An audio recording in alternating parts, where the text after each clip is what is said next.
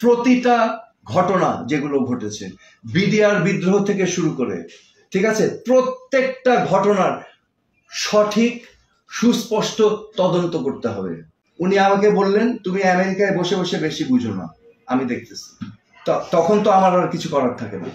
আমি দেশে আসলাম, দেশে এসে দেখলাম ওমা, স্বরাষ্ট্র মন্ত্রণালয়ের অধীনে বিডিআর ছিল, কিন্তু এখানে অলৌকিকভাবে কাজ হয়ে যাচ্ছে, আমি দেখতে পাচ্ছি না কিভাবে হচ্ছে। কি হলো?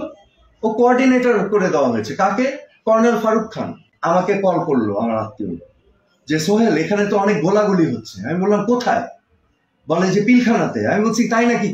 হোয়াট ডু ইউ মিন গোলাগুলি হচ্ছে? বলে অনেক গোলাগুলি হচ্ছে, রাইট? তখন আমি সাথে সাথে ফোন রেখে আমি কল দিলাম কাকে?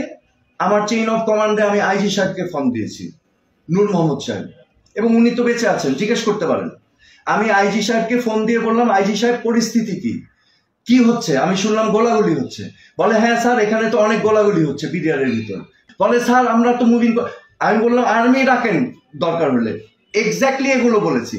তখন আমাকে আইজি সাহেব বললেন, স্যার মন্ত্রী মহোদয় আছেন, তার মানে উনি আমাকে বলতে চাচ্ছেন যে আপনার কথা তো আমি মানতে পারবো না, বিকজ সিনিয়র আছেন। আমি ফোন রেখে আমার মাথা তখন খারাপ, যে আমি মন্ত্রী মহোদয়কে ফোন করলাম, সাহারা খাতুন।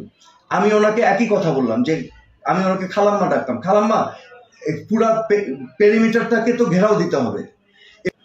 উনি আমাকে বললেন, বাবা এটা তো আপা দেখছেন।